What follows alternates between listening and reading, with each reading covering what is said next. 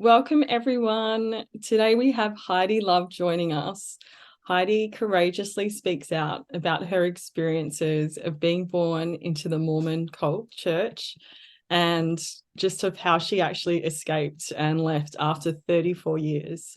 She has brought together brilliant research and is going to share with us today just some of the inner workings of the Mormons, how this really links into Freemasonry and the end times agendas of all the cults around us. Heidi has her own podcast on YouTube, and it's called Unfiltered Rise Podcast, where she's doing such important work of raising awareness and breaking through the spell of Mormonism. She is fearlessly dismantling the layers of secrecy and mind control that really surround the Mormon cult and shedding light on its hidden occult practices and ideologies. And I just think these conversations are so important to support people learning about their own pasts and healing from spiritual abuse. Like, for example, within our community, we have survivors that are healing from SRA and mind control from generational Mormon families. And I know this information that Heidi is going to share today is greatly going to support them on their healing journey. But not just for them, but also for so many people that are really just trying to walk out of the cults now and I guess educate themselves enough to feel that they can, because that's really the hardest thing with leaving these groups that have such full-on mind control. Here in Australia, there is such a huge Mormon presence, and I constantly hear from survivors how they are really intermeshed with the Shriners and the Jesuits, who are right at the top of the power pyramid of the brotherhoods and sisterhoods, and yet we have such little information on them. So it's such an interesting cult group because there is such a huge cover-up around them. And I think a lot of the time, and I know I'm guilty of this, I really thought the Mormons were just a minor cult. They're nothing sort of too nefarious. They're not up to what the other cults are. And I think that's the true deception around them. So I've been so looking forward to inviting Heidi on and just having her share her amazing research. And yeah, I think it's going to be incredible for us to just really get that insight into what goes on in these churches. We've heard from survivors, like what happens behind closed doors in their rituals. But before all that, these people are in these Mormon churches, they're in the Mormon communities, and this is all the mind control that kind of sets up what happens later. So welcome, Heidi. It's so lovely to have you with us. How are you? I'm good. Thank you for having me on and for that wonderful introduction. I think you're right about a lot of that. I think Mormonism is the nice cult. Yeah. That's like people say, "Well, Mormons, what do you mean? They're the nicest people I've ever met." And I'm like, "Well, I mean, yes and no, because it's only the top, like everything I always say, absolute power corrupts absolutely. And this is like a very hidden hand, right? Like they say in masonry, because the normal people like my in-laws or like my family or whatever, they didn't know this stuff. In fact, I highly doubt they know most of what I'm presenting other than like the Wow. sacred rites and stuff. They don't know. Yeah, these are just nice people. Yeah. And actually, you're only the second podcast. I've done a ton of interviews, but this I've changed it a little bit because I found out some new stuff. And you're the only second one that's ever got Yay, to we've hear got this. the So, revised version. yes. Yes. And um, it goes deep. And hopefully, don't get too much flash over it. It's one of those things that you just once you know, and you have to share the information. it's So amazing. that's And what I do. it's so interesting what you were just saying then, Heidi, too, that the people within Mormonism, they don't even really understand where their ideologies come from. And that's the thing, like when it's come down so many generations, and we as survivors of mind control, we can understand that because when you're born into these families, you don't ask the questions. It's the way things are. And it's only as you grow up and hopefully God and the spirit of truth comes in and says there's something wrong there, that you start asking questions and really evaluating like how wrong and how some of these beliefs are really from ancient Egypt, like, and they're being promoted through what most people would think is a godly church. So yeah, wow.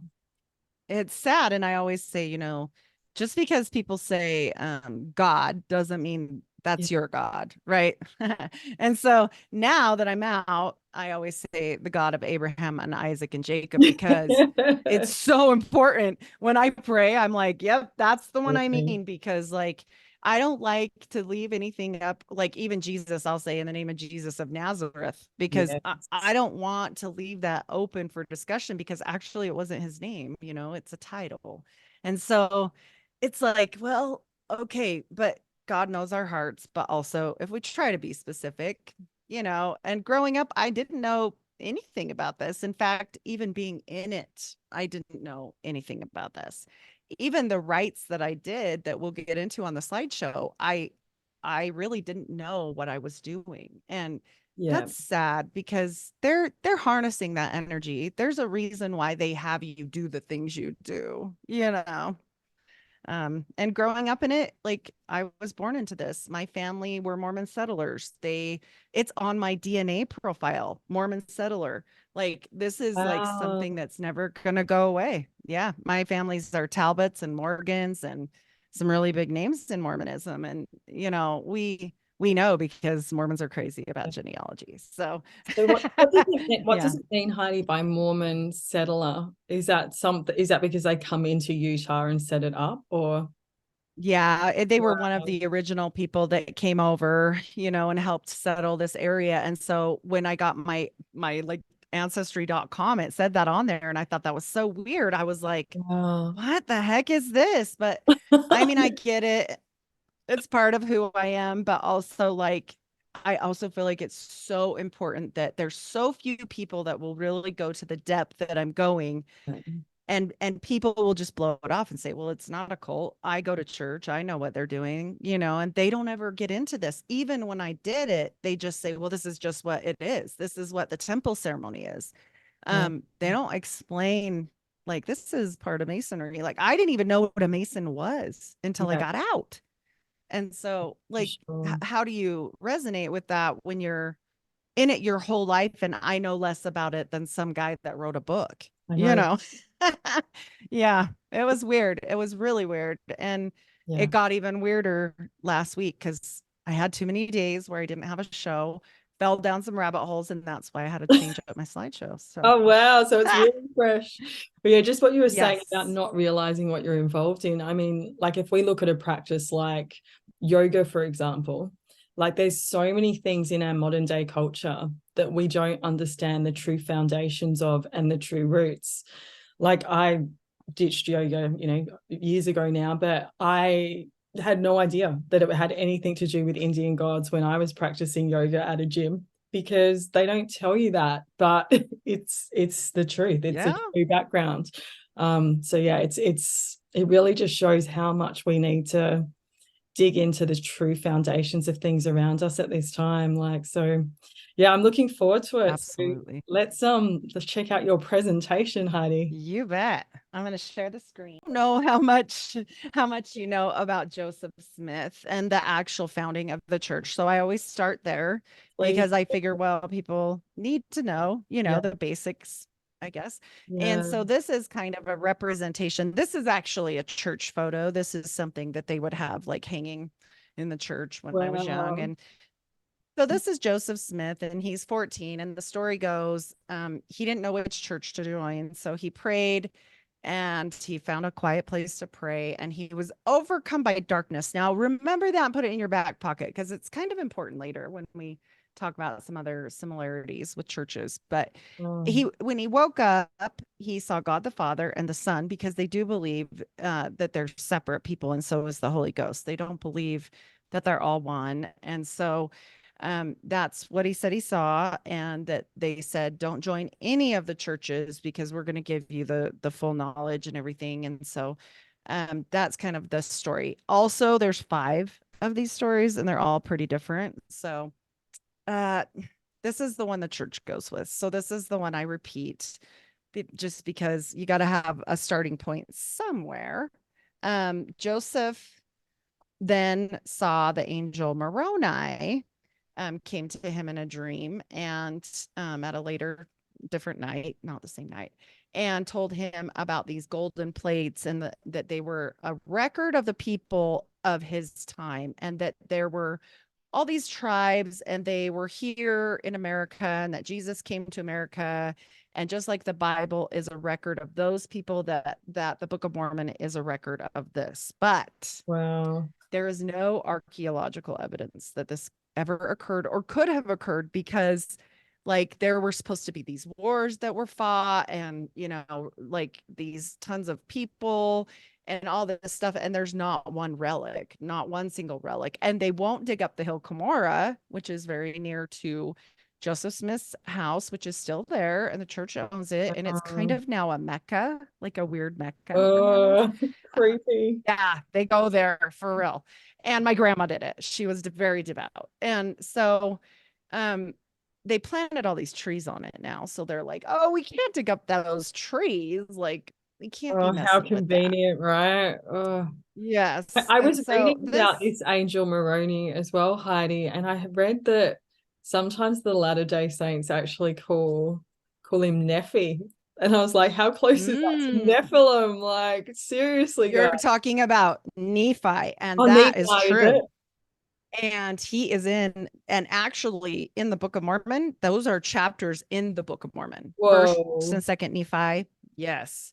And so you're not wrong. And also, this is can't be an angel. I want to tell people that Joseph Smith, we have to understand a little bit about Joseph to understand why the heck what he's doing, right? Like why would Joseph do weird things, or what's he up to? Okay. Well, his mom is Scottish. She was named Lucy Mack Smith. So Mack is a very, I mean, Scottish name.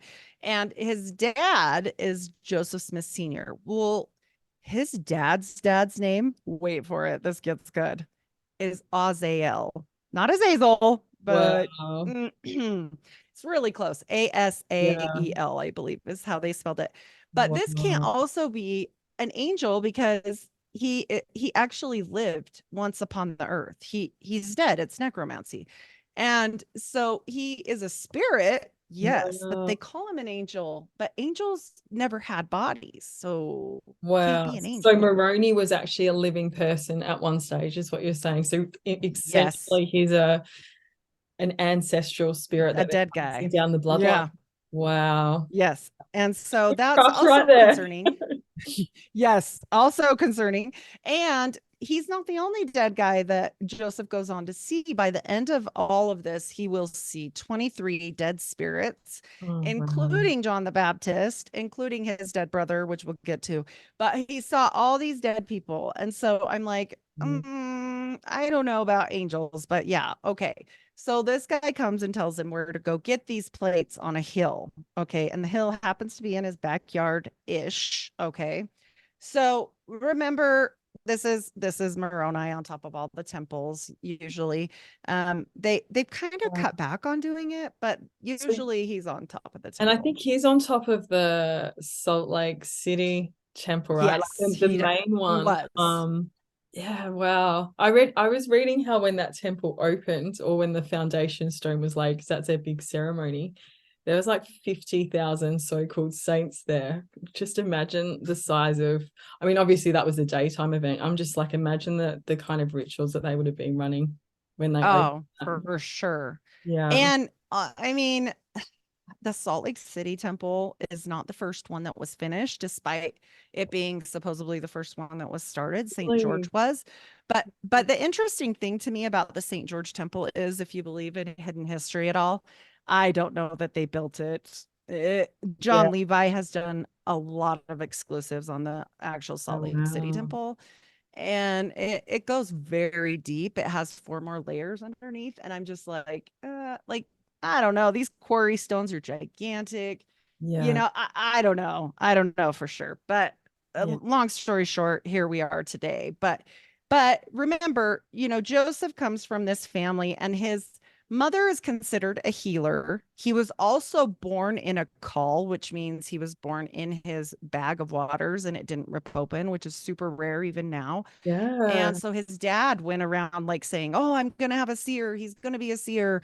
Like he was really Um, excited about this. So this is a known magical family. Like we've got the seer mom that is like into healing people, and the dad who's already been a treasure digger and part of like a treasure digging water witching type league looking for gold, and he's also a mason.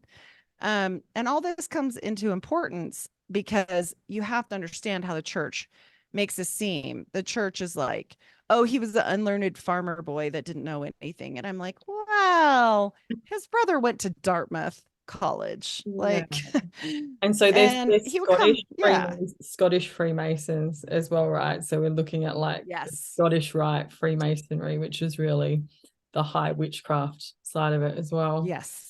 Wow. Yep. And also, like, you have to remember, like, his brother is in college at Dartmouth. He has access to many books, and I'm going to prove to you guys that he definitely saw more books than what they're saying. And he was laid up a lot because when he was a kid, he got typhoid fever and it went into his leg, it went systemic.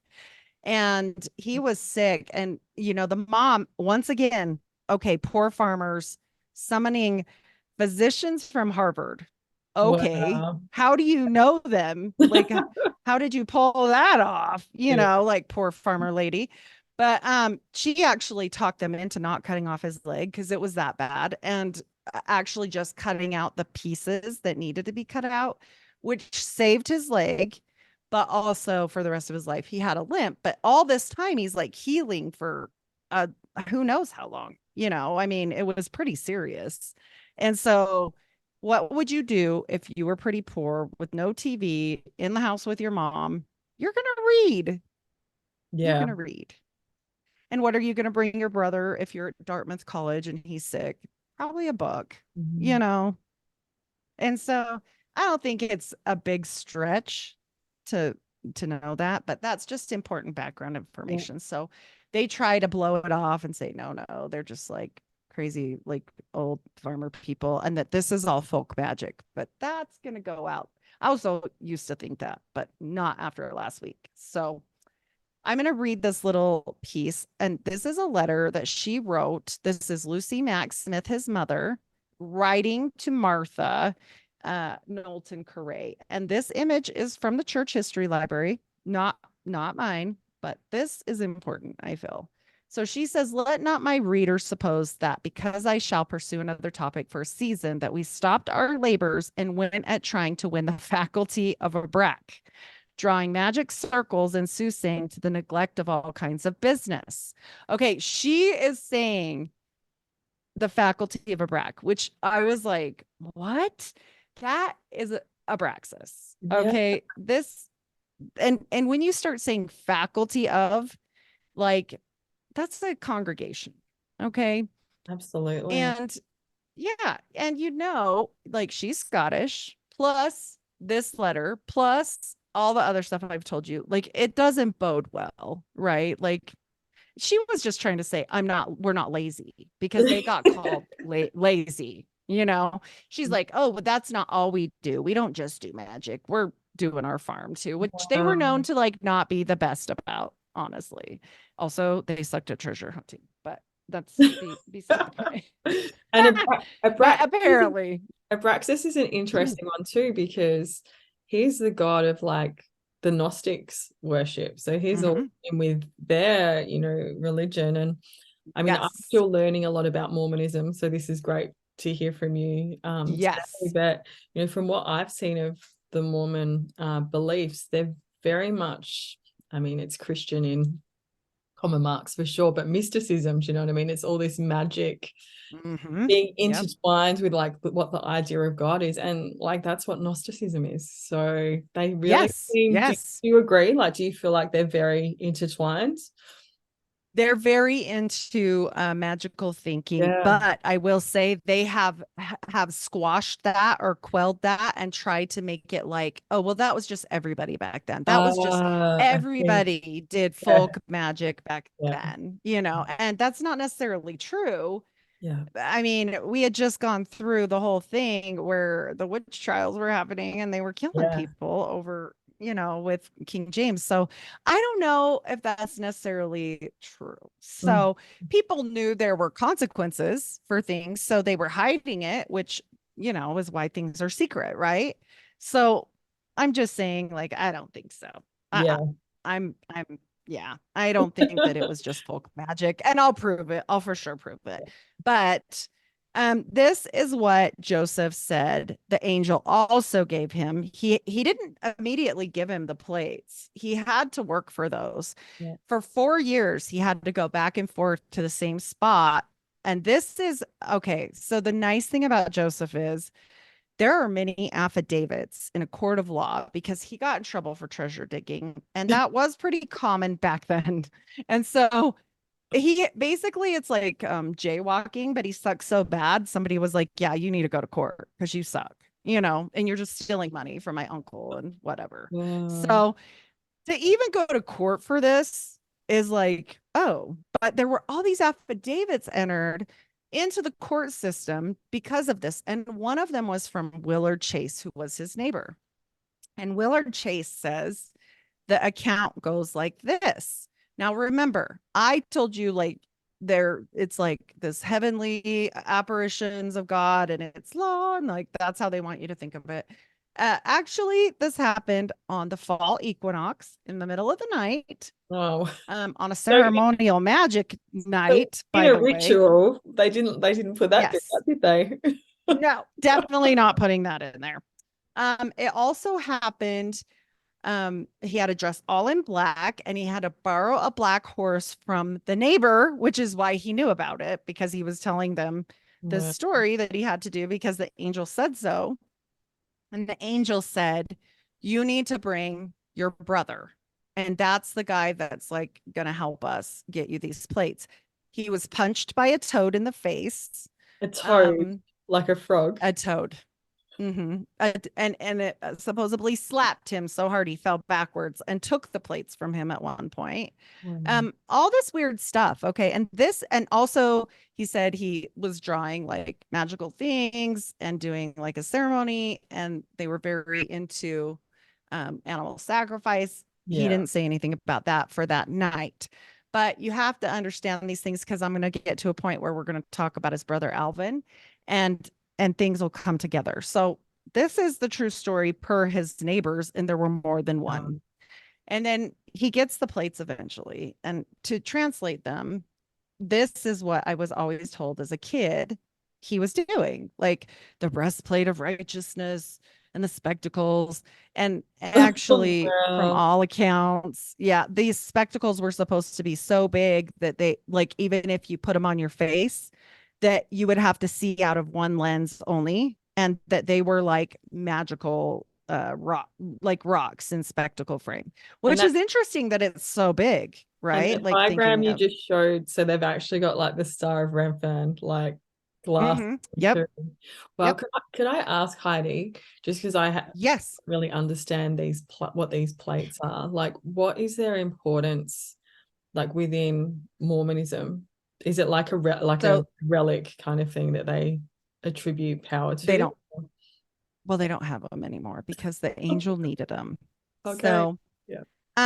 but this is the actual Book of Mormon is in these plates. And Okay. so he is going to translate them. And he said they were Egyptian, Reformed Egyptian. Now, he said this is how he translated them with the Urim and Thummim. And if you look at Kabbalah or Jewish mysticism, they also have a breastplate of righteousness. There's some very similar things. And yet they say, oh, he never read the Kabbalah. My behind. Mm-hmm. It's going to show throughout this. You're going to have no doubts by the time we're done. He had access to multiple books. Yeah. But this is how I grew up, like thinking this book was made. This is actually how this book was translated. Wow. He would put his head in a hat and block out all the light. And actually, there would be like a partition in between them. And the plates would be covered under a cloth and no one could see them. Or sometimes they weren't even in the room. And first, his wife helped him scribe. And then this is Martin Harris. And then there was another one and his cousin. And there's a bunch of them because he likes to excommunicate everybody. So, long story short, we didn't believe this. And if you've seen the South Park funny thing about Mormons, it's true. That's why the Mormon church got so mad because Wow. I remember being young and being like, that's not true. He Yeah. didn't use a hat, like what? This is true. And this is Wow. like, I think it was last year, the actual prophet of the church brought out the hat from like their cold storage under in the tunnels.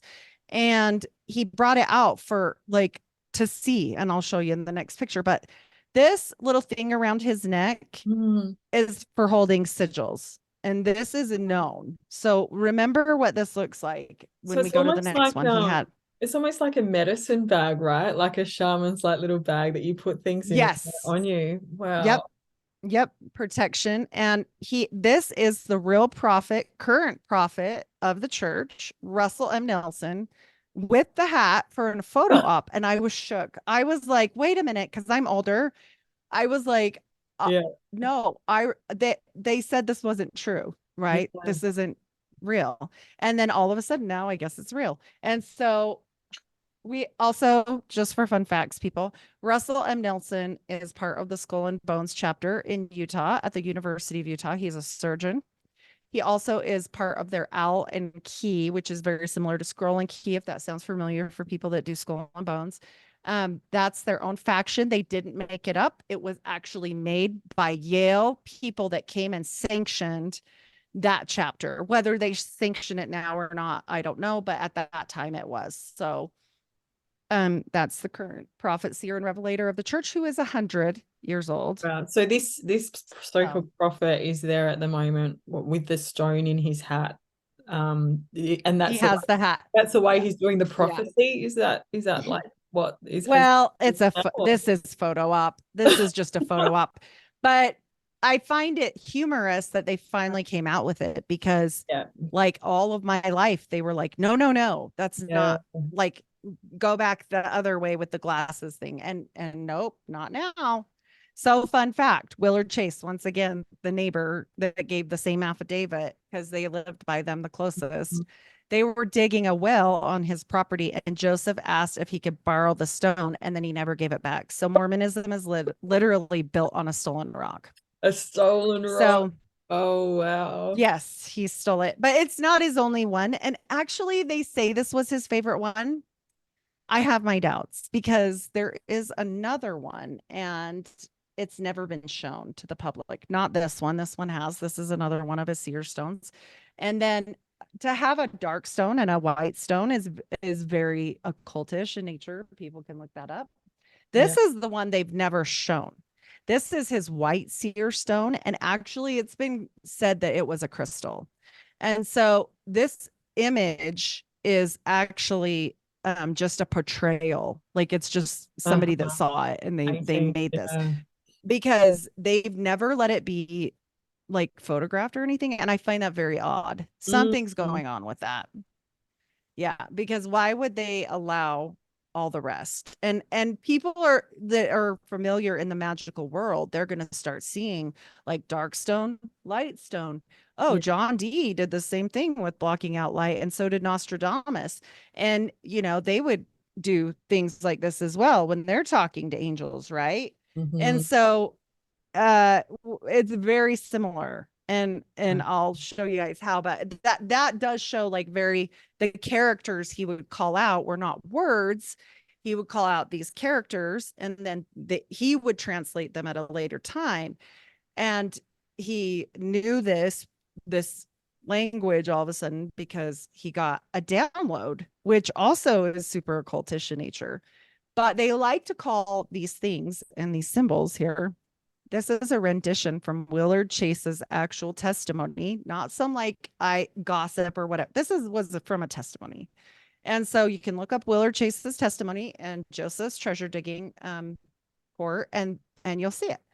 But he did say the father got a sword and drew these symbols, and then the part they left out, sliced the throat of a black sheep or goat. I can't remember. I always forget.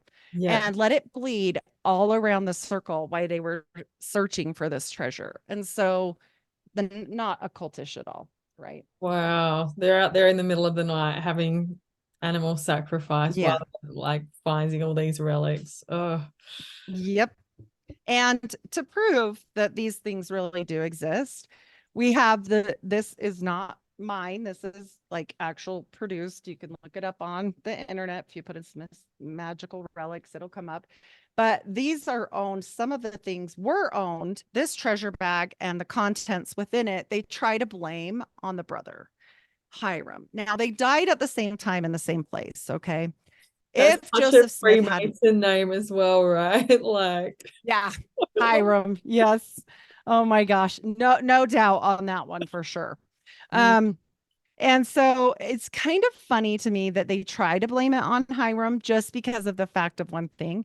Hiram was the college guy. He was like the studious college student off, doing that. He wasn't known as the treasure digger. His brother was.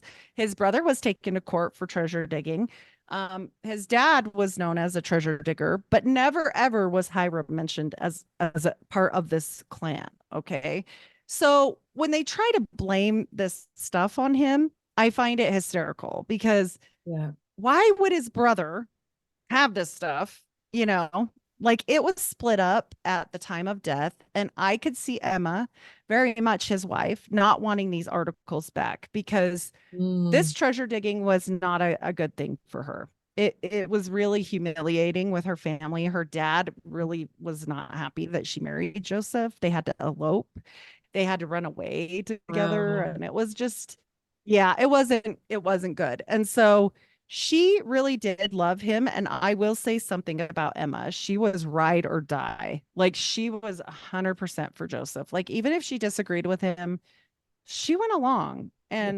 and she loved him a whole bunch. So she also wore a lock of his hair until the day she died around her neck, which is also sort of occultish. Yeah. I know people Wow. do that, but yeah, Yeah. knowing what we know, right? Yeah. Odd. So these used to belong to a private owner. I do not know for sure who owns them now because this is fun. So, the Reformed Church of Jesus Christ was started by Joseph's son. Okay. And they changed just the polygamy. Brigham Young came out west and started the regular branch of the Mormon church. But her son started the RLDS church. And I know this, the mainstream LDS church, Brigham's church, just bought out the RLDS for the original Kirtland Temple. However, they weren't the ones that they had to buy it from because Elon Musk actually purchased that property No in way. 2022. Yeah, this gets deep. Honestly. And Elon he's Musk's he's main, so like linked into the same kind of magical yep. practices as well. And his family. Well, Oh, and Jesse Chesabar names him as being, part of the Mothers of Darkness program yeah. stuff, like all kinds of weird stuff. Yeah. So, but I will say this is Elon's main financial guy, like his main guy is Jared Birchall. And you can look this up, guys. He runs all of Elon's money and he is extremely devout Mormon. And fun Uh, fact for that, yeah, their yeah. main holdings, just so people know, the church's top main holdings, will do 8 of them on stock holdings, and they are one of the richest churches. Is Microsoft, number one. Number two is Apple, Nvidia, Alphabet, Amazon, Meta, MasterCard, and United Health. Well, and these are all military mind control contractors, right? That they're investing in. And just Yep. speaking of those as well, like I believe the Mormons have like a large share in ancestry.com as well, which Oh, is. no, well, and number 10 is Tesla, by the way, Oh just so wow. people know. And Neuralink is in there. But actually, what it is with Ancestry is The Mormon church is obsessed with genealogy because when we get into the rites and everything, they do necromancy stuff. And so they need dead people's names. So every Mormon is told you have to do your genealogy, clear back as far as you can do it. And even my grandmother was an actual Mormon missionary for the church that only stayed home and did genealogy research. That was her job. Wow, that's And she was incredible. called to a 2-year position for that. So they put everything into this program called familysearch.org. Now, don't forget that their number one top holding is Microsoft. Yeah. So there's a good program there that actually ran very well about genealogy. Well, the Mormon church will say, we don't have anything to do with ancestry, DNA, or 23andMe or anything. But if you know what I know is, yeah, you don't. But familysearch.org pours into all of those companies. There's like one step between us. Yeah. So that's how they get out of that one. Um, People should be concerned and look into the holdings of the church and the way that they run business. They almost lost their tax exemption, barely, Wow. because they were hiding their money in offshore accounts and under hidden like things. Like if you're a church and you're getting donations, because every Mormon has to pay 10% of their earnings for tithing. And it isn't just like, oh, I feel like I need to donate this today. No. When you are done with your taxes for the year, then the bishop starts tithing settlement. And you must go in his office with your taxes and you must show that your records match what you made on your gross income. And if you're behind, you either have to catch it up or you have to do something like scrub Mormon toilets in the churches for a while. And I had to do that. Wow. Um, And it's a huge, the Mormons take in a huge amount of money every year. I'll have to look it up yes. again, but it's Yep. And billion. donations.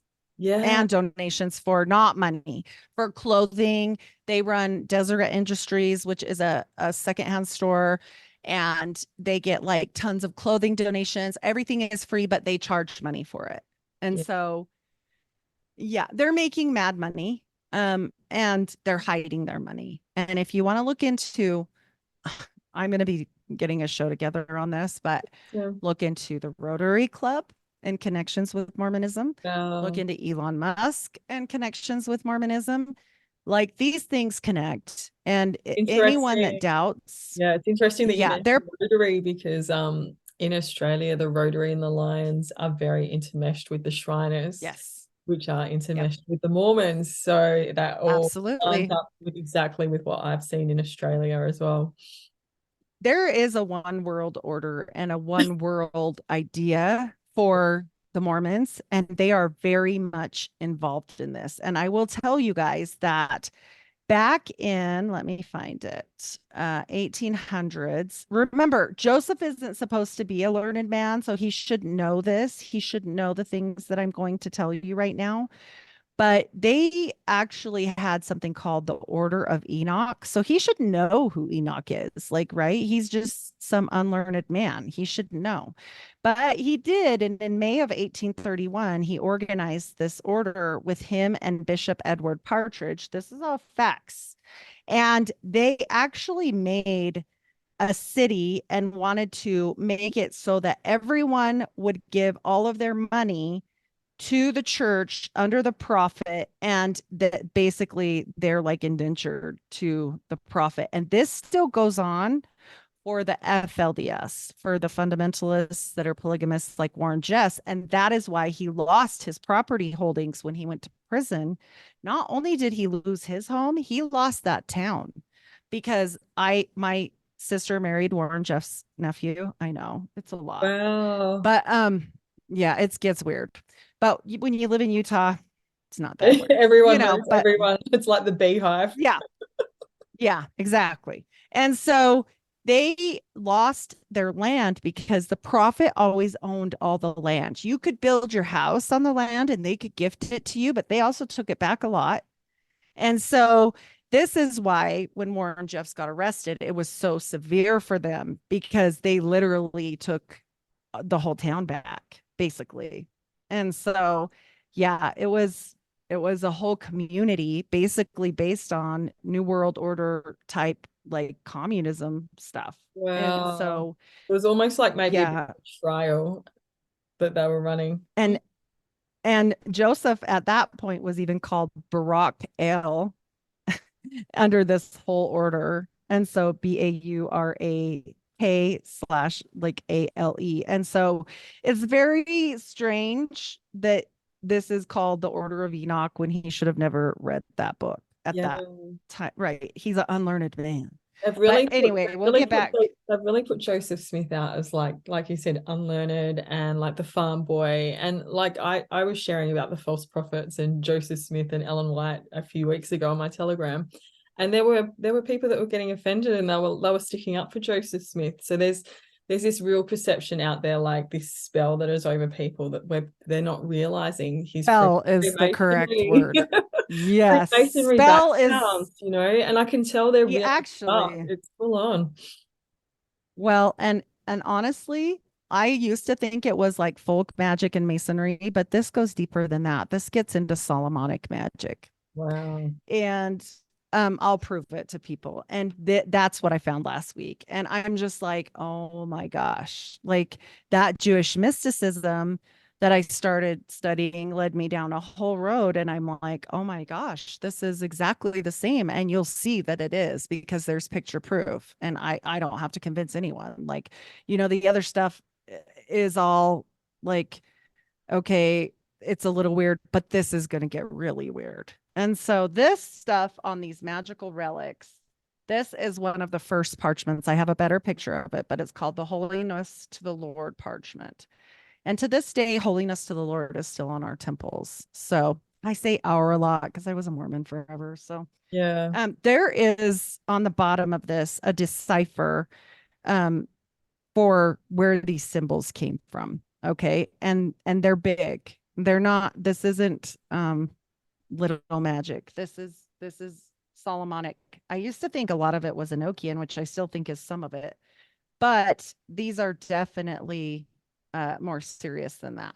They Yeah. are definitely Solomonic magic, and they are specific to specific angels and or demons that he's working with. Whenever you have in Solomonic magic a ring around the seal, then you're controlling an entity. But when you have an open, like this one is open, and it's not in a circle, that's the star for Raphael. He's literally calling down certain angels and demons. And I'm telling you, they're in direct, like actual working together with Yeah. entities when it's like that. And so, and there's not just one, there's These multiple are, and demons in too. witchcraft, we would call these sigils, Well, like these come up in Survivor's yes, they program. are. And yeah, the Yep. circle is like the magic circle where they're creating a portal to summon beings into. So, I Yes. Yep. always, after looking at these sigils, I always say, pray and just cover yourself in the blood of Jesus, because Yes. they are evil Yes. things, these people have used them for. And they're not just, the New Age sells them to us as, they're pretty designs and they're ancient, hidden knowledge. Like these are really dangerous Mm-hmm. ways that people And call. they are strictly from the Lesser and Greater Keys of Solomon. And I'll show you guys this because, and Sibley's Book of Witchcraft, which is really old. But I'm telling you, like, it's not a guess, it's not a maybe. They are from that.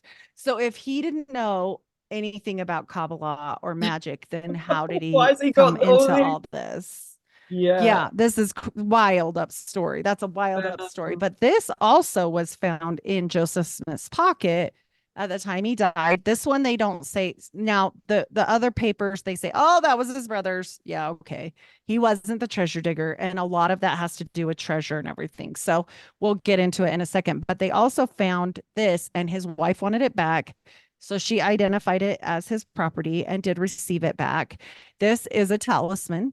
It's called the Jupiter talisman because in the book Greater and Lesser Keys of Solomon, if you look up the Jupiter signs and sigils, you'll find, I think it's the fourth one that this is. I have a closer up picture, but they try to blow it off like, oh, it was just a little fascination with magic and, That his wife come like and it's claimed she fine. didn't want to lose it. Yeah. Uh-huh. Blue. And all of this stuff comes directly from the Magus or from the lesser and greater seals of Solomon, which this is. So it's the third pentacle. Sorry about that. Third pentacle of Jupiter. That is exactly, look at this talisman one more time. Yeah. And blow it up just for the people so they can see. This side is exactly, I need to do a side by side. This is what this is. Right I mean, there. there's no questioning, you know. And so it says it's to protect them and invoke and cause the spirits to come and protect them when they come, right? Like, and so when they appear, you show them this pentacle and they immediately will obey you. It Okay. scares me that these people actually believe that they have control and that they're in power over these fallen beings. It's so arrogant and Yes. prideful. Well, They're the and same. I will tell you guys, like the Jewish guy that is over the one I spoke to, he's a doctor of esoterics from Esoterica, Dr. Justin Sledge. He even said that he didn't say about this in particular. We were just discussing angels in general or demons in general. And he was saying they hate us. And if you know anything about Oh, John Dee's workings, they gave him so much trouble. They made his life so hard. Like the angels, he said, I'd rather have a whole room full of demons than deal with angels because they're kind of really upset with us, you know. oh, If you read the story of Job, they are not on our team. They bet against us and they don't love how we are. Like we're dirty, slothful, yucky things to them and we smell bad. And they gave like John Dee and them horrible time, like horrible time. And so when you know that and you know all of these things, you're like, what is he doing with this? yeah. You know? Like all these. And when they say, yeah, this in the others are the seal of the intelligence of Jupiter, that sounds not that scary, right? Intelligence of that means a demon. Exactly. It's a wording, isn't it? It's a word spell, so people don't realize that you're Yes. actually calling in a fallen angel. And if you think that you have control over that, You you are definitely do so not. lost. Yeah. Yeah. So here again are those seals that I showed you in that, and you guys can go back and look at them. They are identical. This is literally from Sibley's Book of Witchcraft. And so the first one that was on that parchment, whoso beareth this figure about him, all spirits will do and pay him homage. And then the other one says he won't have to fear anyone but God. And so I'm like, okay, that's scary for the fact that he's literally got this on his little treasure pouch saying that he can basically have them do what he wants. And that's a lot. That's like, whoa, you know. Um they try to make this out like, oh, it was just folk magic. When you're talking about the greater and lesser keys of Solomon, I'm sorry, we are not talking about folk magic anymore. Absolutely. It's a cult. It's the occult. Absolutely. And I put this picture in here for the Key of Solomon because A, we've got this again. B, we've got daggers, and that's going to come into play. So I was also deciphering this and I blew it up so you guys could actually see. But the Polypa is another angel that was on there. Juban Lades is another one. Like all of these Nalgab, like these are all spirits. These are all spirits. Whether they are wanting something good or bad, it is never a good idea to invoke. And you have to do magic to do that. You can't just be like, oh, okay, I'm just going to put it on a paper. Absolutely. No, not with sigils. No, no. So these are the other ones that are on there: Jupiter, solar cross, the sun, Libra, like, and this is when the dates, the plates were received. And that's why Oh that's wow. on So there. the plates And come then, through on an equinox as well. So a high yes, ritual on date. the fall equinox. Yes. And then again, the two Solomonic ones that I showed you, the Raphael star and another um one Agla. And so like all of this is on that first one that I showed that's color coded and people can compare them side by side. I'm going to do a side by side, but this was added just like barely. Amazing. And so Jubilee Days, this one actually was the one that led me to John Dee. I didn't know who John Dee was. I didn't know anything about anything. And it makes sense that it would be to protect him against infection and sudden death because he had that sickness when he was young. Mm, So makes sense. But like, I have to tell you guys, when I found this and I put it in reverse lookup, the only thing that came up was John Dee. And so then I started studying about John Dee, and my mom was having a fit. She's like, why are you studying all this scary stuff? Like, why are you yeah, doing that? And I'm like, because the answers are not in the Bible. yeah, They're not. They're in occult things. yeah, I didn't want to study the occult as a middle-aged mom yeah. coming out of the church, that's for sure. But like God really had it on me, like you're gonna do this and learn some stuff. And then I couldn't figure out why. I was like, why do you want me to know this? Because I hadn't figured it all out yet, and I just thought it was masonry. But I also found this the other day when I was telling you that I was searching for the Solomonic magic stuff. I thought it was humorous because I was looking for the greater key of Solomon. And I found it funny that it's there as a PDF free for everyone, provided Auto. by Brigham Young University. Wow. So by BYU, literally. Wow. And I mean, I just thought that was funny. Like And it this is could have been where any this school, is where but I think it gets really confusing for people because, there's Solomon in the Bible. And so, it's been dragged into, these cult religious groups that are nothing to do with God, but they use a lot of like words from the Bible to kind of create a front for what they're doing. And Jewish yes, mysticism is the same. Like they'll take words and numbers and convert everything in the Bible to gematria. numbers, Mm-hmm. and kind of Yes. try and make it or sell it that God supports their magic and the Bible like tells them to do this and it's based off of like verses. Oh, Mm-hmm. it's not.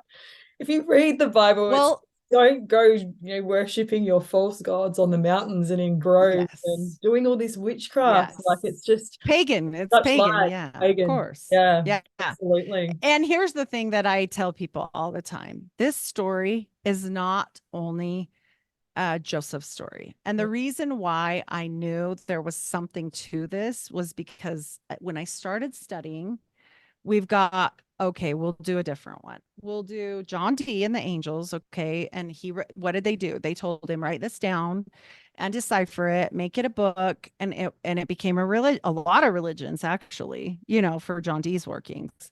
And then what's the next one? Let's do Muhammad. And Muhammad will have fit of darkness, very much exactly the same. Like I told you to put that in your pocket about Joseph. He had a fit of darkness. He would pass out. And when he would wake up, his scribes, they weren't, because they were non-written people, but they would memorize everything he said. And he would tell them, I seen an angel, a different angel, Gabriel, but still an angel. And they would memorize what he said. And eventually it got written down and it became a religion. We And can do a fun one. that reminds me so much Aleister of Crowley. Ellen White as well with like the Seven-Day Yeah. Adventist church. She would go into Yeah. like trances and be completely out of it, apparently stop breathing for long periods of time as well. And she was in Wow. communication with angels. It's nothing to do with God. And we've No. got all of like it's interesting, there's all of those religions like Mormonism, the Seven-Day Latter Yes. Saints, yeah, like all coming up around that same time, same area as well. Same, yeah. America. And even when it's not the same timing, I'll tell you, like there's more. Like there's Crowley. He didn't see an angel, he saw an alien. And Yeah. then what happens? He writes it down. It becomes the Book of the Law, which becomes the Lima. And let's do Jack Parsons and L. Ron Hubbard out in the desert. And they talk to angels and then they wrote it down and it becomes Scientology. But in every single one of these things that I'm telling you, if they just saw the angels and wrote it down and it was divine, why did John Dee have to give his wife to Edward Kelly and do a wife swap? Why did Joseph Smith start messing around with other women and do polygamy? Why did Muhammad do polygamy and pedophilia? He married a child that was 6 years old and consecrated that at 9. Why did L. Ron Hubbard and Jack Parsons do, what, out in the desert? You guys can look that up. That's called the Babylon workings. Why was Crowley such a debaucherous man? Every single one of them have a sexual sin to pay. God doesn't play like that. You know That's not what? what God does. It's all sex magic, right? Like if it was Yes. actually from God, wouldn't they have, enough connection and communication Yeah. to continue They talking? wouldn't need it. They wouldn't need to go and Yeah. like rape little boys to get enough energy to communicate No. with divinity. And they wouldn't need to put their women in a position where they're controlling them and marrying all these wives. They wouldn't need to do all these things that are debaucherous. Like, it's Yeah, not like this is something like, oh, you have to just light a candle every day or something like that. It would be different. Okay, this is an actual debaucherous thing. For poor John D, he had to raise Edward Kelly's baby the rest of his life as his son. yeah, Like, this had major consequences for people. And Jack Parsons got himself blown up. Like, yeah. I'm just telling you guys, this is not something. Almost all of these people, John Dee didn't die early, but many of them did. Crowley didn't die early, but the ones that didn't die early suffered so bad. They like died addicted to heroin and super sick. And John Dee was super sick, and he had to watch almost all of his children die because the plague hit him, and like his wife and everything. It was horrible. I Like, think Crowley died a yeah. heroin addict as well. Yes. Yeah. Like, He was the they're heroin one. broken. Yeah. They're so broken, these people. Like, You can't hold these demons. Like, if you try, you can, but look at what they paid. yeah, you know so it's true. Well scary, said. and God would never do that to you. Like, he just wouldn't.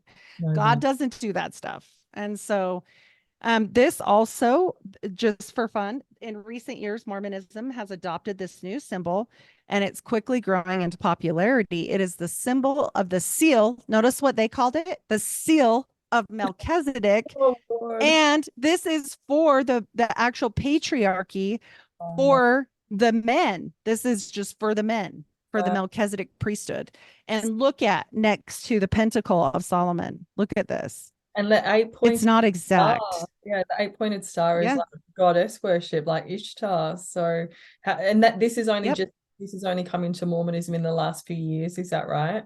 Yes. That's This is so new, a interesting. new symbol. And it's funny that they call it a seal. Like, Yeah. I noticed that immediately. And I'll Yeah. tell you something about goddess worship here in a minute. So Mm, put that in your back pocket, because everybody will say, well, that doesn't make sense because Mormonism is really patriarchal. Hold on to that I thought. know, right? Okay. Yes. So here we go. Here's the second parchment. This is called the Jehovah parchment. Now, many people will say, but look, he's saying Jehovah. Look, he's saying good things. Yes. Look, listen. Also in the corner, there's a calling out for Juban Lades, which is he's channeling, and it's not in a closed seal. Remember what I said about the seals, which means he's working directly with that spirit. And look at how the And writing is around the circle as well. Like that's yes, just witchcraft. this Like is another seal. I Yep, actually another feel sigil seal. pain in my body looking at that kind of thing because of, It's the scary. childhood I've come from. Like it's not something to be played with at all. It's awful. No, no. And this is the last parchment. And I didn't know what it was before. I thought it was Baphomet because it kind of looked like it to me, but Yeah, now I the know. And horns. so Joseph and Hiram died. Like I said, again, this is just showing that it's real, and I didn't make this up. Okay. But look at the bottom. This is what that is. Wow. It's the symbol for Nalga, and it's actual entity again. We're right back to entities. And so, I just don't know how else to tell people. Look at the bottom, what it says. The following is his magical character, which is worn around the neck, like the little pouch he had, as preservation against witchcraft and suicide.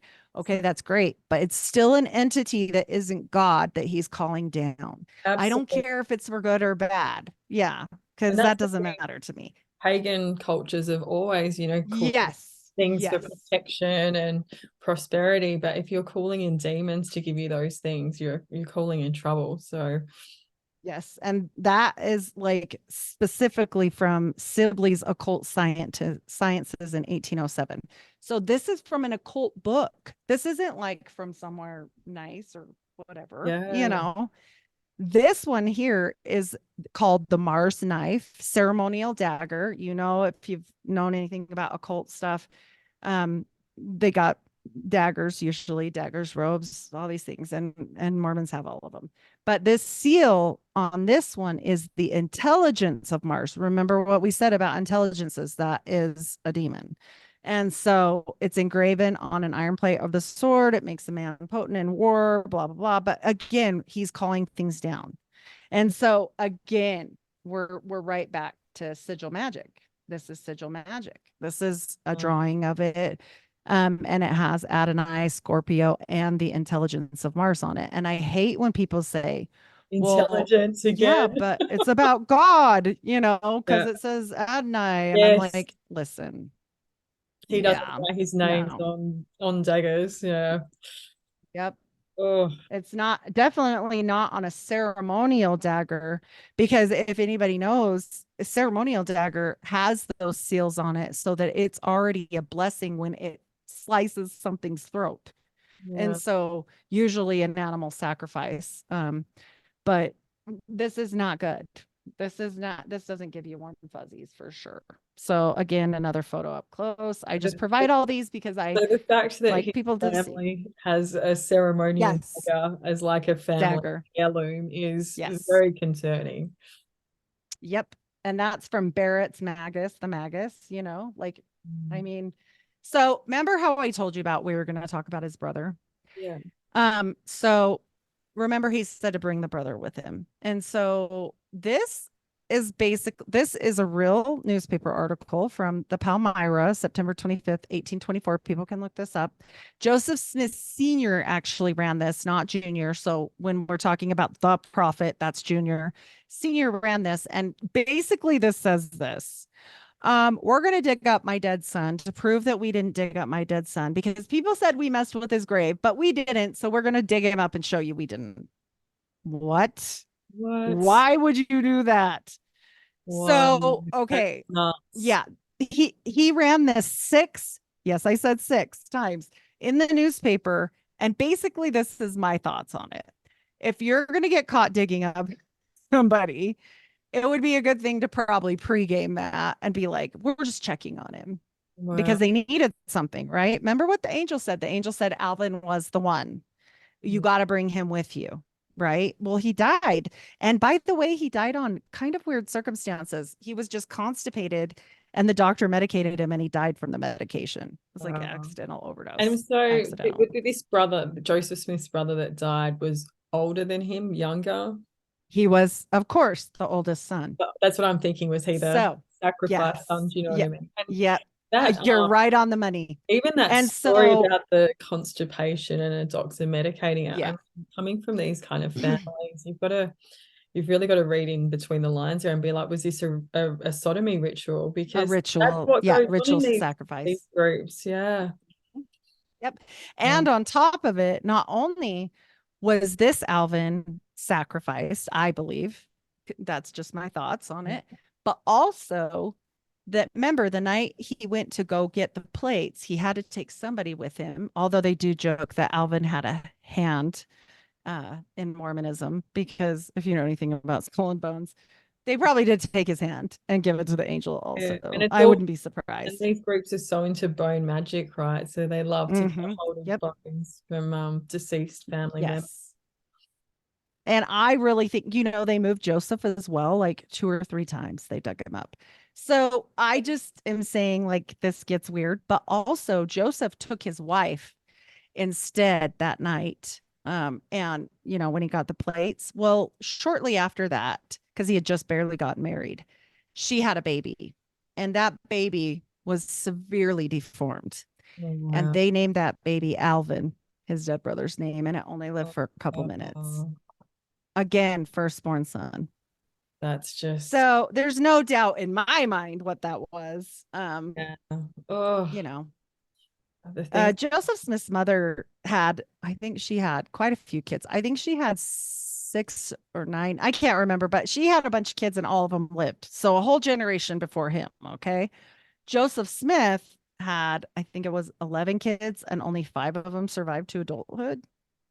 Wow. That's very And interesting. in a Mm-hmm. later generation too, we would Yeah. A whole get better generation health later. and Yeah.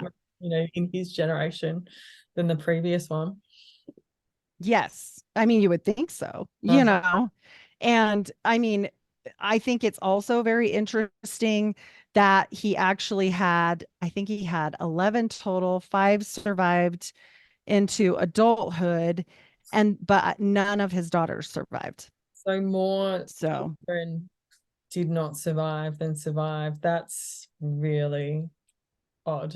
yes. Oh, And then he also took on more children and like adopted those children. So it's kind of strange. Like apparently one of the children froze because a mob came in and attacked them and the cold air got to the baby. This is their story. And it seems just very strange. Yeah. And so some other guy had twins too, and he just gave them the twins because his wife had died, which is also weird. So yeah, I don't know. I can't be sure, but obviously that's odd. Very odd. This is just the ticket to show people the time frame of when that court case was. So if they want to look up Willard Chase's testimony or anything else about the court case, it's right here, March 20th, 1826. He was fined $2.68. To my knowledge, I don't think he had to pay it, probably because he was a Mason. Yeah. And it's a well-known fact that he was a master Mason. Yeah. Wow. And so, I mean, it is what it is. But I also found this one interesting because the characters here are the characters that Joseph Smith used when he would translate with his hat. He would call out these characters and they would write them down and then he would translate it later. Well, I was like, okay, a reformed Egyptian, huh? But look at above. This is the Enochian alphabet above it. Whoop. That's way too big. There we go. Yeah. So I just see a lot of similarities there. And I find that kind of interesting that there's quite a few similarities. And that bottom character note is actually from the Anton papers. They call it the Anton situation because they took this piece. This is a real piece of their parchment that they were like translating, and they wanted it to be verified by a linguist. And his name was Charles Anton. And they took the paper and he spoke to him about it. And then he said, well, where did you get it though? And he said, well, these angels. And he's like, I am not doing this. No way. No way. And so he's like, well, can I have my paper back? And he's like, no, have your paper back. So that's why we still have it to this day, because Charles Anton had it. But there's some interesting stories about this that ended up in a newspaper as well. And the name of the reporter escapes me, but the way they blow it off and they just say, well, that guy was an occultist. Don't worry about him. And I'm like, what? And there was like documentation that they had been going around talking about this. So, I mean, there's some interesting stories there for sure. This is just my little warning because we're going to go into the movie. It's really loud for some weird reason. So I'm going to turn it down and we're going to go to the temple. What you are seeing is an authentic first time ever on film reenactment of secret Mormon temple ceremonies that even most Mormons have never seen. And those who have sworn never to reveal these secrets under penalty of death. The execution of the penalty is represented by placing the right thumb under the left ear, drawing the thumb quickly across the throat to the right ear, and dropping the hand to the side. All of us who've been through the temple have sworn solemn oaths consenting to having our throat slit and our heart and our vitals torn out. The execution of the penalty is represented by drawing the thumb quickly across the body and dropping the hands to the side. In the Mormon temple marriage, the partners are sealed to each other for time and all eternity in Mason-like rituals. And without this ceremony, no one can enter the presence of Joseph Smith and become a god. Pay, lay, ale. Brother Pratt, having authority, I wash you preparatory to receiving your anointings for and in behalf of John Kimball, who is dead, that you may become clean from the blood and sins of this generation. Sister Bradford, I wash you preparatory to you receiving your anointings for and behalf of Eliza Barrett. Eliza Barrett, who is dead, that you may become clean from the blood and sins of this generation. I wash your head, that your brain and intellect may become clear and active. Your eyes, that you may see clearly and discern between truth and error. Thousands of occultic ceremonies each day are performed for the dead. so that they too can receive the benefits of Mormonism. Mormons are encouraged to have encounters common for demons impersonating the dead, to appear to Mormons stating that they've been converted to the Mormon church in the spirit world, and now want their family history traced. Your loins, that you may be fruitful and multiply and replenish the earth, that you may have joy in your posterity. Your vitals and bowels, that they may be strong and healthy and perform their proper function. Your breast, that it may be the receptacle of pure and virtuous principles. Okay. Wow. So I want to say that that's a reenact, and it's spot on. Now they have changed some things in the beginning when she was doing the initiatory and she was in that poncho thing. They don't do that anymore because you used to be naked under that poncho thing and it was really uncomfortable, even though you were with just women. But I always was like, why is this woman giving me a blessing? Because she doesn't have the priesthood and she can't have the priesthood. And every Mormon woman knows, like, you're only saved and go to the top kingdom through your husband. So I always was asking my grandma, like, why is it different for her? I don't understand. Like, we better get the guy for the blessing. But she's like, no, you're undressed. It's just different in the temple. And I'm like, okay. So I guess now they wear a baptism suit. Wow. And now they don't put a veil over their face anymore. Under the Banner of Heaven is a movie, and they do a rendition. It's actually like a series show on Hulu. It's a rendition of a book, of this book, Under the Banner of Heaven by John Krakauer. Now, I will say some of his, I know the survivor of this lady's husband. So the Lafferty brothers. But anyway, he says he doesn't have all the facts quite right. But I will say the show shows a good scene from the temple as well. And so you kind of have an idea of what's happening. After your initiatory, where they like bless your loins and give you your garments and give you a new name and all this stuff, you go into a ceremony that's like the Garden of Eden, and you used to watch a movie or a play, but ever since 2020, now they just do a slideshow. But I heard that was because the guy in the movie, like a bunch of the people in the movie, actually fell away and were not Mormons anymore. It was So I guess they got tired of it. Heidi, when they were saying in there, now that you've done all this, you'll be able to go into the presence of Joseph Smith and become a god. Like, is that something that is actually said in each ceremony? Because that's so different. So yes, you are going to be priests and priestesses, which I find very interesting on that language, and gods and goddesses of your own kingdom when you go to quote unquote heaven, and you'll make like eternal spirit babies on your own planet, like where God is like by Kolob, which they don't talk about anymore. And they also say it didn't happen, but it did, because I was there and I remember. But they try to say now, well, Joseph was speaking as a man that day and not as the prophet. But now he's speaking as the prophet. And this is for the Follett sermon, the Mount Follett sermon.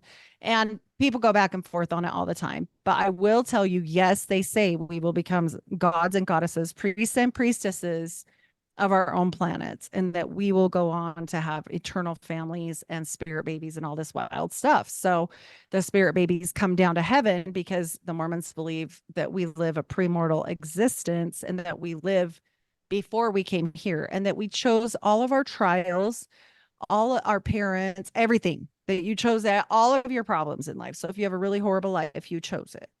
And that's not, no.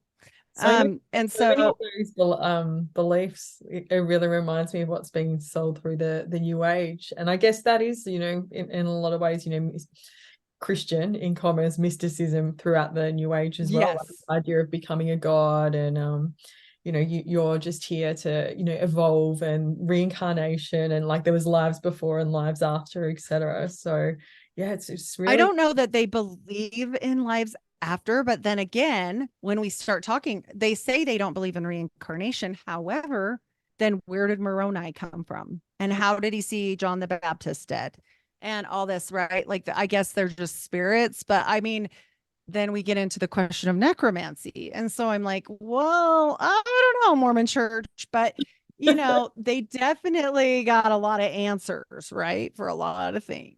So I don't know. But It's amazing this too, is just thinking, it's amazing thinking that there are so many people in this church that aren't asking questions about what they're seeing. And I guess no, that's the nature because of you don't. isn't it? Yeah. You know that your grandma's there. This is for me. I knew that it was completely weird. And I knew that I definitely did not feel comfortable. And I knew what God was, because when I was very young, I lived with my mom, and it was like a really tumultuous upbringing and a lot of problems. And I had all these problems in my life, and I knew what God was because I'd felt him before, not at the Mormon church, like just praying for help. You know, I had a really abusive childhood, and then my real dad was in prison and like all this crazy stuff. So by 12, I was a ward of the court, and I went to live with my really religious grandmother. And that's who brought me into like more of the church and everything. But because my parents were like Jack Mormons, which is like the Catholics that go on Easter and Christmas, like they just didn't care about that, you know.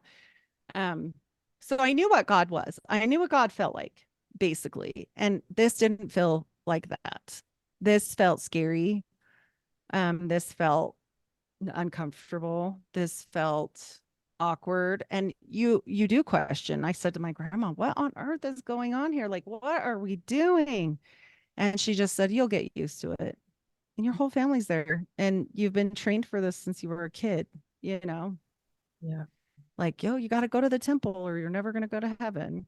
And so, well, you take one for the team. So this is the kind of stuff that goes on. This is them, you know, raising their hand to the square. Like I said, update, the women no longer have to veil their face because they aren't worthy. Apparently, God told the prophet, you don't have to do that anymore. This is the baptismal font that children from ages 12 to 18 usually they go in and do the baptisms for the dead. The first time we go through the temple, we do it for ourselves. And after that, you go again and again and again for dead people. And that's on bulls. It's actually bulls holding that order up. Yes, it's exactly like King Solomon's description. And usually they're golden, and it's very, Solomonic once again, you know. And then this is the aprons. That other picture showed it dark, but they're green. We actually get them in the middle of the ceremony by them saying, Satan says, like, Adam cries out because he's like, God of this world, please help me. And Satan shows up. Why would Satan show up, right? God of this world. And he says, you need to put these fig leaves on because God's going to see what you did. And so you should cover up. And so at that point, everybody stands because this is interactive. And they say, everyone stand and please put on your apron. And I always had questions like, why are we doing what the devil said to do? Like, that what's is happening? so weird. Oh, yeah. Wow. And I always had that thought. I always thought like, oh, that is strange. But like, you don't.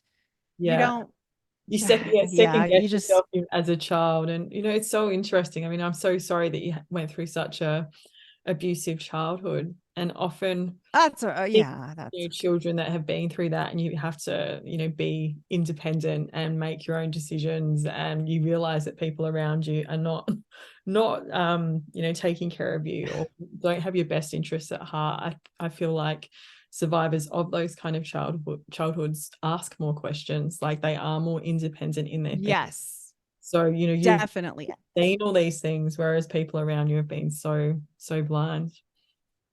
Well, and I just wanted to, like, I would see all this chaos, and even my grandpa, he was like crazy and not going to church, and he was involved in motorcycle club, and like all these people in my life were just chaos. And then I had this grandma that's Mormon, and she seems to have it together, you know. So I'm like, oh, we should be like her because she like is doing model. good. Yeah. Yeah. And so, and she, you know, I start living with her and everything. And so I'm like, yeah, I don't want to be like these crazy people. Like, you shouldn't drink, you shouldn't do drugs, you shouldn't do this, because it's all good ideas. Like, yeah, that's for sure a good idea. But like, also, I didn't understand what I was getting myself into until it was a little too late, you know. So it is what it is, and you just go through it. But like, I did not feel comfortable. And then they start chanting. These are the things they do. They no longer do this slitting the throat thing. That penalty, signs and penalties is gone, because I truly believe, in my honest opinion, it has to do with the Lafferty brothers case once again, because they took it out in 1980, and it was shortly after these guys went completely crazy, and they were reading something called the School of Prophets that Joseph Smith was into and doing when he was alive, and they tried to do it and tried to make their wives polygamists. And the one lady was like, yeah, I'm not doing that. And so they slit her throat to blood atone her. And that is one of the penalties, is slitting your throat. So I think the church took it out because like they knew this was coming down the pipe and it looks real bad, you know. It's very so I think they Freemasonic did as well. Like it really reminds me of like the Freemason oath. 100. Yeah. Yes. Or death penalty. It's the same. Secrecy. Yes, it's the same. And the OTO, like the same. And so you'll wear these, and it used to be like spill your bowels, just like, and a one breasted robe, just like the OTO, Ordo Templi Orientis. For people that aren't sure what that is, you can look that up. It's definitely not Christian. You know, all these things that they're doing, it's just not. But we were taught, if you don't go to the temple and you don't do these things and you get to the veil, you won't know the signs and things to get past the angels that guard God. So if you don't know these handshakes and stuff, you're not going to go to heaven. It's all fear based and work based, really. Yeah. All these for sure. Yes. And then you get your garments. These are quite famous, aren't they? The Mormon underwear. Yep. The magical underpants. Yes. Magical underpants. But honestly, the thing about these is they're the Mason compass and square, and also the ruler on the belly button. And I have to tell you guys, like, everybody laughs about this, but this is the thing. You can never take these off unless you're changing them. Like, you have lots of pairs of these, like underwear. People always say, what if they get stained? I'm like, no, this is just like underwear. What if your underwear gets stained? You just change them. You know, you throw that pair away. But also, you can't just throw them away. You have to cut the marks out and burn them. That's kind of fun. What do you think? So why do you think that you have to cut? Because that's the square and compass and the ruler, right? Like, why would you have to cut them out and burn them? Sort of makes you wonder, like, collecting some sort of spiritual energy that they want to take. I think you're right on, because when you get married in the temple, you wear these, and there's also one above the knee, on the right. I think it's the right knee, and it's just a ruler as well. But you're across an altar, and you're holding your husband's hands, and you've got two mirrors facing each other, and they are going on forever. Like, you know, it's very witchcraft. This is a witchcraft practice. And they go on forever, ever. And you look into the mirror, and you're promising things into the mirror. As you're getting married, I can't remember. I should look it up. But anyways, you get married for time and all eternity. But now, knowing what I know now, I always wonder, were we invoking something into this why we were doing that? Because it's over. If you notice, it's over your orifices, right? Nipples have openings, belly buttons have openings. The knee doesn't have an opening, but it makes me always wonder, because the crotches in these things are like gigantic. Like, look at how long this is, and it's hanging, see? And it's got like a panty area. And I always wondered, like, do they sew something in this area?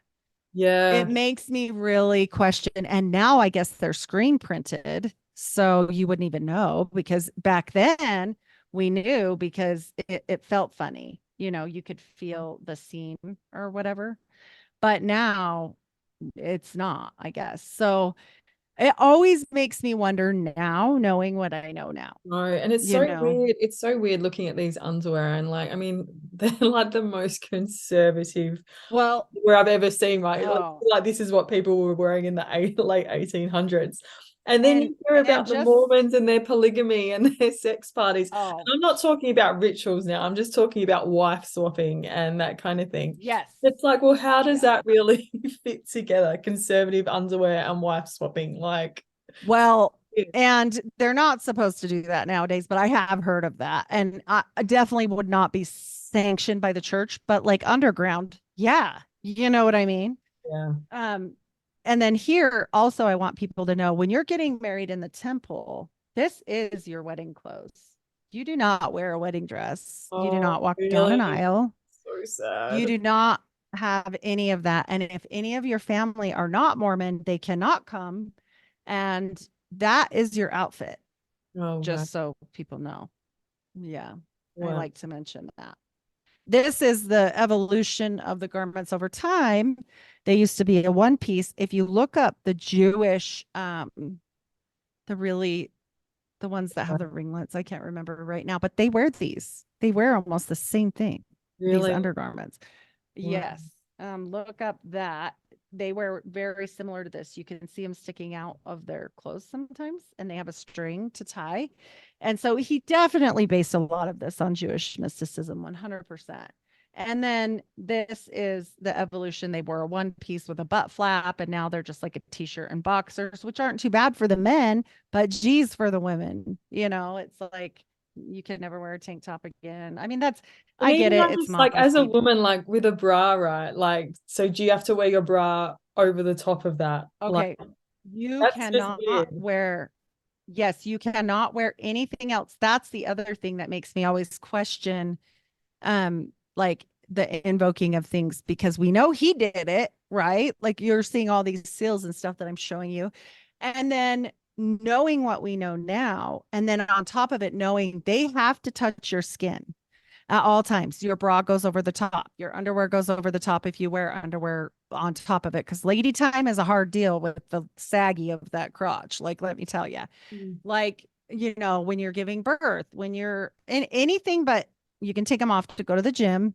You can take them off to go swimming.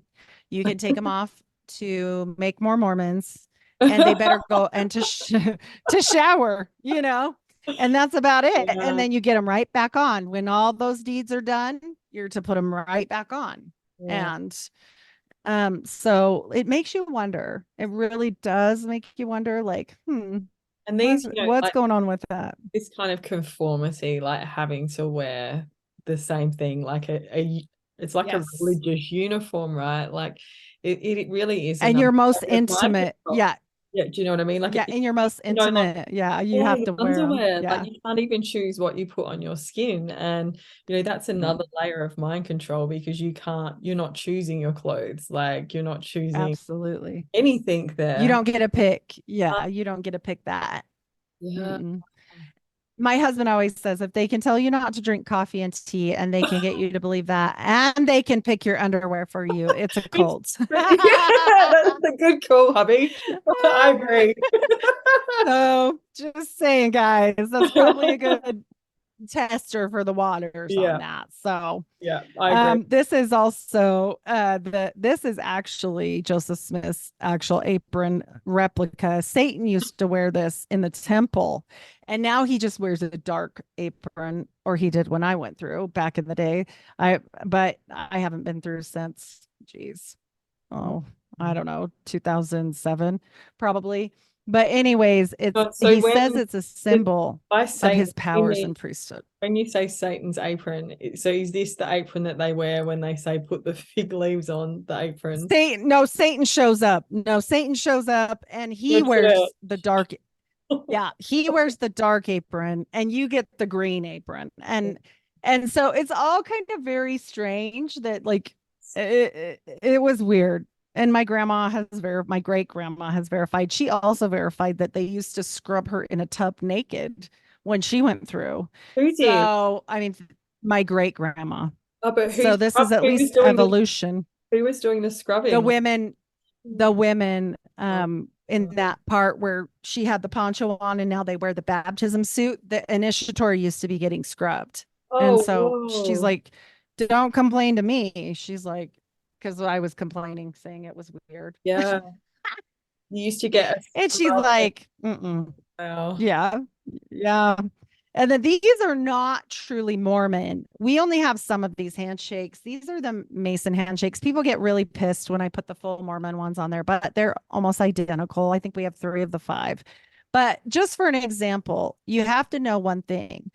Joseph Smith got his Masonic temple rights 3 weeks before he created the temple ceremony for his congregation.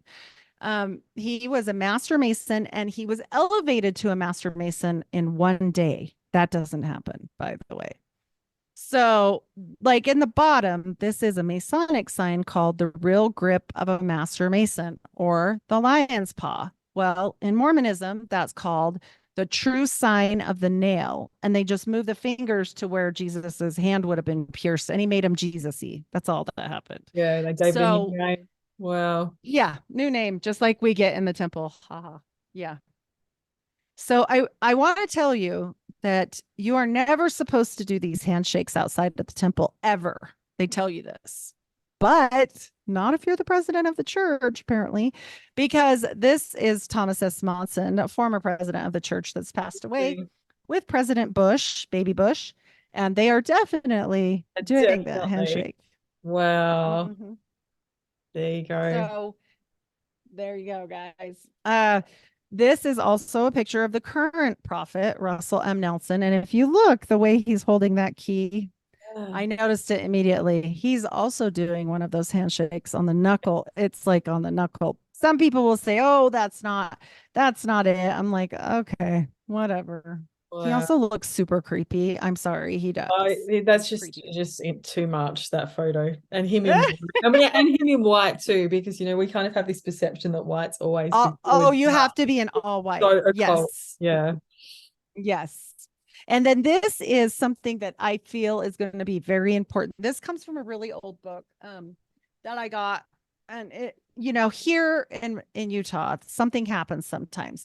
The books will get disavowed, and they will say this is an anti-Mormon book now, even though your grandma used to have it. And so they'll give them away or sell them or whatever. And I go buy them all because it's great. So this is the keystone of Mormonism. Yes. And these are the symbols on the Mormon temple in Salt Lake City. However, it is currently under reconstruction. And I don't think we'll be seeing these symbols very much longer. I think they're covering them up. They have brought a lot of heat onto the church. Also, if you notice the 3 pillars, I mean, the way it's made. Wow. This is a sunstone, moonstone. We all know what this is. Cloudstone. This is the handshake. I mean, they've got all these symbols. They've got the beehive. It's everywhere. I also want people, and people will say I'm reaching here, but you see what you see. I'll show you. Phallus and circle. Phallus and circle. Phallus, circle, phallus, circle. So kind of interesting on that one too. But back to why Moroni? would we Moroni, the angel at the top? Moroni. Yes. Moroni. Yeah, no, you're good. And so I find it interesting that the pillars go up. And if you know anything about conduction and like back in the day, like the bells, take the bells, for example, the resonate of energy, they would make these pillars up, right? And then you put a gold thing at the top that was hit so much by lightning here. I can't remember how many times, because it's an excellent conductor, right? Gold, it's gold. So I find it interesting that we go back and do these necromancy things later, because remember, the first time you go for you, and this is why we do genealogy, because after that, and I'm going to shut this because I think that's the last one. Yeah. After that, you go through for dead people. So the next time you go through, you'll go through and they'll say, like, here's your name, John Smith or whatever, but your whole family should be done. But not only do they do Mormon families, no, they did Hitler. They did all the Jews that died for what they believed in. They did Anne Frank. The Jews got mad about Anne Frank. And they said, can you cut it out? And they said, yes, we will. And then they didn't. And they kept doing it. They've done like Michael Jackson. They've done Barack Obama's mom. They did Marilyn Monroe. I mean, I kind of understand the superstars, but Hitler, really? Yeah, like what are we calling up there? And so just to explain that, so that's like when people go back, they're actually choosing or being given, it's almost like spirits, depending. Right? Yeah. So if you don't have a name, then are given a name. If you have some names from your family tree that you know need to be done, then you take those names and you can submit them at that time. So like they could all get done in one day. My grandma was so religious on this. Sometimes she would do it 2 or 3 times a day. She would and it takes 3 hours. Like I think they've shortened it a little now, but yeah, it took some time. So she would submit these names, and I'm sure everyone ever in my family line has been done. But they say, well, it's not forcing it because they can choose because they're in a waiting room, basically waiting to have this done. Well, it's pretty awkward that we're doing necromancy stuff. And then when you look up why would someone do necromancy? Like why would you do anything for dead people or dead spirits or dead whatever? Yeah. Well, guess what it gives you? Gives you the insight for prophecy. And what do we call the president of the church? The prophet, seer, and revelator. Yeah. I believe that this is an energy harness, and that is why all of these temples have spires on the top, all of them. I believe they're harnessing this energy. If you believe in that, which I do. Absolutely. You feel so drained when you leave. You feel so Oh, gross. wow. And there's consecrated oil involved. It's a lot more deep. This is like a fast-paced crash course, but it is not a good feeling. No. Yeah. I think you're spot I on don't know. that these are public ritual sites that are more than likely, or we know because I've heard from survivors that these same spaces are used for rituals, SRA rituals, like Yes. after hours. So yeah, of course they're siphoning energy. And like looking around in our society, like even like the football stadiums and sporting events, Yes. abattoirs, Yeah. they're all built on ley lines as well, and they're dragon lines. It's just the enemy collecting all this energy. But thank you so much for And everything you shared. That was an amazing presentation. of course. Yes. Yes. So much. I would just love to ask, before we finish up, because you've spent so much time with us. That's okay. Just to speak a little bit on how it was for you exiting, and how, like, because you have now found Jesus and found the word. Yes. Found a personal relationship with God. How was it for you going from an indoctrination and mind control and being like in a cult church to finding your way? Because I think that's so relevant to our community as well. Yes. My exit was dramatic because my grandma, she had a really big stronghold on me, and now I know what that is. Now I know, like, I was being very controlled by her. I didn't know that then. I was coming out of this chaos in my life. Like, she seemed to really care about me, but she also always wanted certain things certain ways, or like she didn't love you, right? Like it was like you didn't do this or you didn't do that. And so it was very conditional. And so when I left, I was the only one of her quote unquote kids, because I was kind of like her kid. She raised me, that made it through the temple. And when I told her I was leaving, there was hell to pay. She Wow. sued me. She He turned me into sued you. CPS. She turned me into CPS first. And when that didn't work, and she did take my daughter for 6 months. Oh, no. And that daughter, to this day, I still have problems with. And I really feel like that's because there was an interruption at that time, and an awkward, like bashing of your mom and all this weird stuff. And like it's made for, she's completely estranged from my family now. But then my grandma made these comments to CPS that I beat her every day. And so my daughter was 17 and a half-ish, and I was pregnant with my baby. And they said to her, your mom seems like a pretty credible person. She's a nurse. She's an upstanding member of society. She's never been in trouble. If we find out that you're lying and we put you on the stand, we will perjure you, because she was so close to 18, because they kind of smelled a rat, right? Yeah. Thank heavens, because it usually doesn't go that way. Exactly. And she said to them, I don't even know what's on that paper. My grandma wrote that paper. So there's that. They dropped the case. when my grandma couldn't get me that way, she took every receipt and everything she ever bought my kids, all the school clothes, any kind of birthday thing, anything she had whatsoever.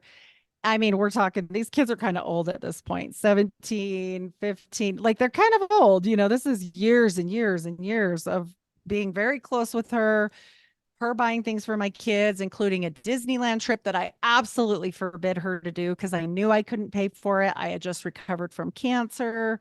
I was super sick. I was like, no, we're not. She gave them to the kids Christmas morning. Yeah. And I was like, oh my gosh, like I didn't want What that do you because I was say? worried. Yeah, exactly. Yeah, it was already done. She bought everything. She'd already bought it all. And so she sued me in a court of law and she won. And then she tried to take a lien against my ex-husband's house because we went through a divorce and she was trying to put the lien on his property. And the only thing it did was make us better friends. We kind of joined forces. The house wasn't in my name. He had already paid me out. We luckily got that dropped and he didn't have any ramifications because that was not his fault. Like, that's not his problem that my grandma went crazy. And I felt so bad. She was sending the missionaries to my house. She was sending me constant letters like, you better put your garments back on. You're going to go to hell, all this crazy stuff.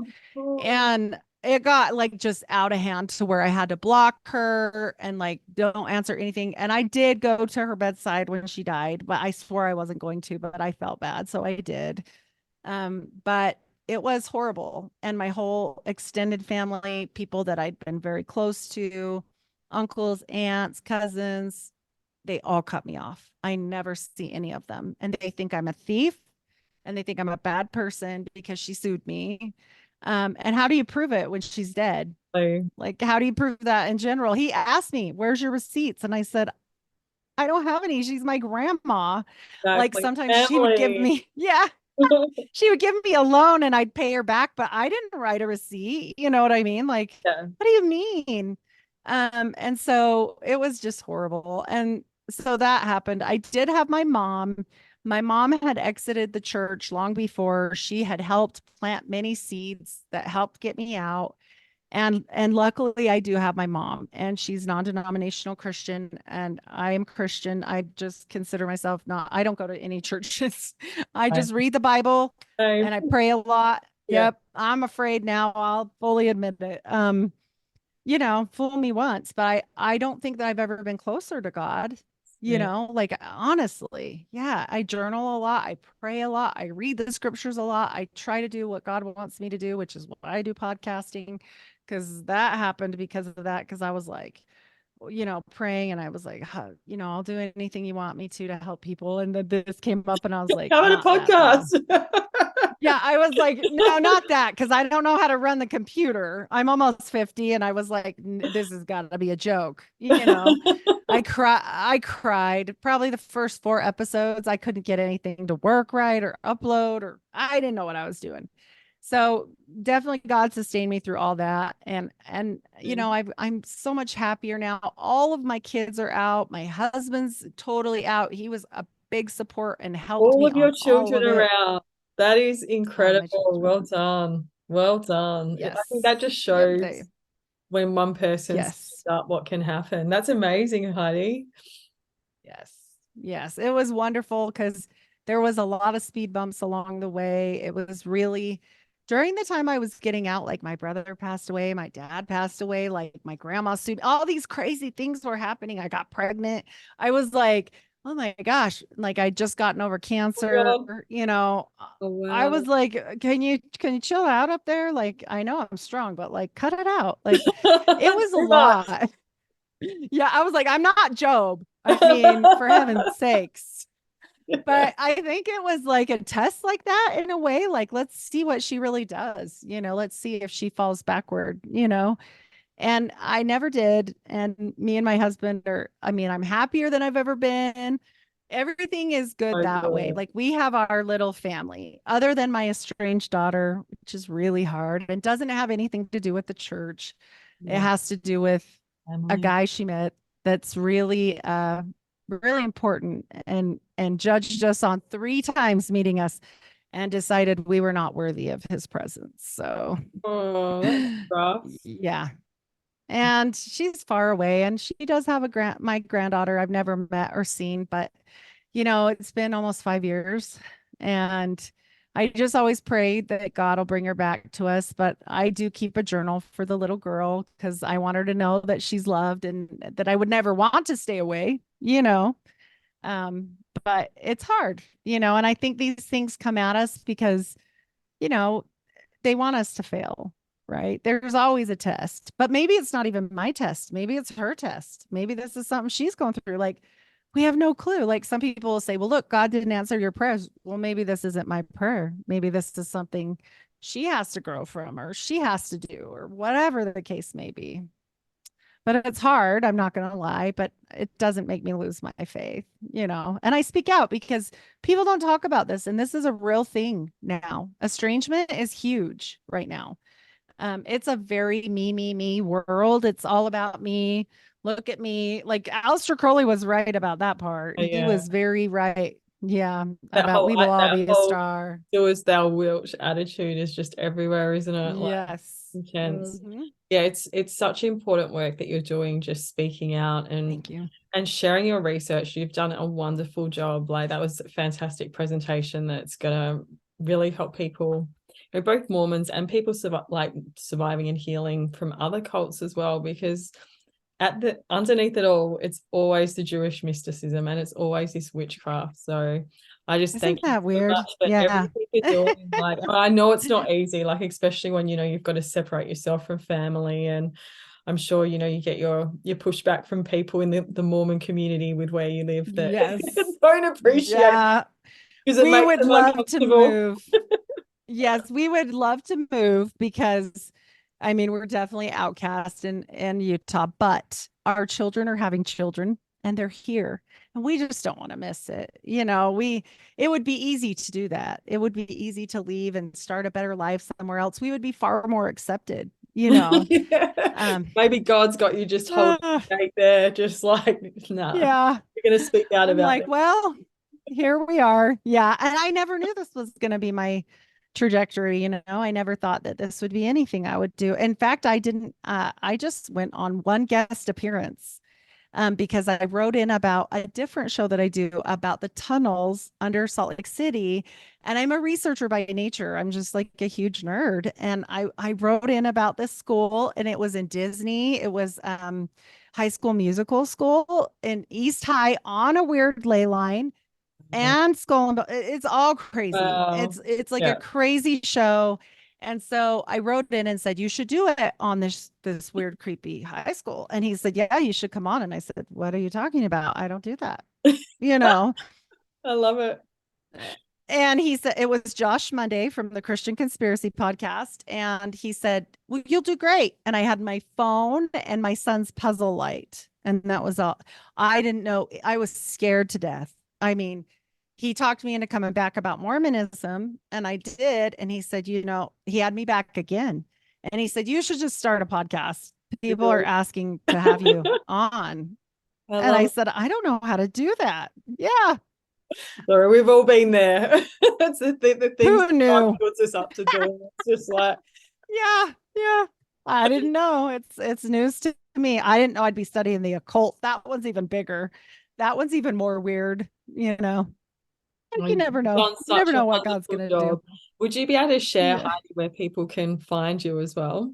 Absolutely. I am Heidi Luv, LUV. I am at the Unfiltered Rise podcast. Yes, that's my name. My parents were huge hippies. I don't know. That's my middle name. I am at the Unfiltered Rise on regular website. I have a website. I have a Patreon. On the Patreon, I do 2 extra bonus shows a month because I hate cutting my episodes. I won't do that.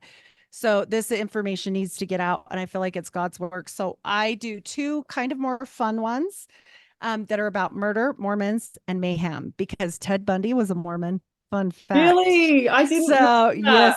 Yep. So coming out, I think we're going to realize so many yes. people on the public stage.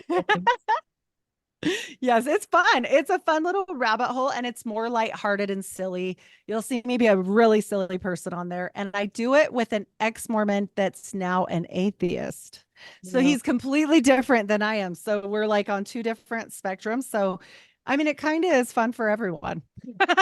So good. So good that you're getting this Yeah. information out there. It's so needed. Thank you. And if you guys will follow me on Spotify, I do have my show on YouTube, but I only release once a week because some of the stuff I tried to release at first, I got shadow banned heavily and I still am. I'll get like really big and then nothing and then big and nothing. So I started doing 2 shows a week on Spotify. So I do drop twice a week on Spotify. So if you can follow me there, that would be wonderful. I would love that. Yeah, I think YouTube's just getting so temperamental with things. Like I'm experiencing the same. It's just they're just strikes, not going there, strikes. strikes, removing Yeah. videos. So yeah, I think like slowly we've just got to all move on to other platforms. But yeah, thank you so much, Heidi, for sharing today. You've been absolutely wonderful, and I know that it's going to help so many. Wonderful. And yeah, just God bless you, God protect you as you continue your courageous work, speaking out. And just I think it's going to help so many people heal. And I just see, the work that you're doing is going to help so many walk out as well, which is really exciting. So yeah, God bless you. That's what I want. Yeah. God bless you too.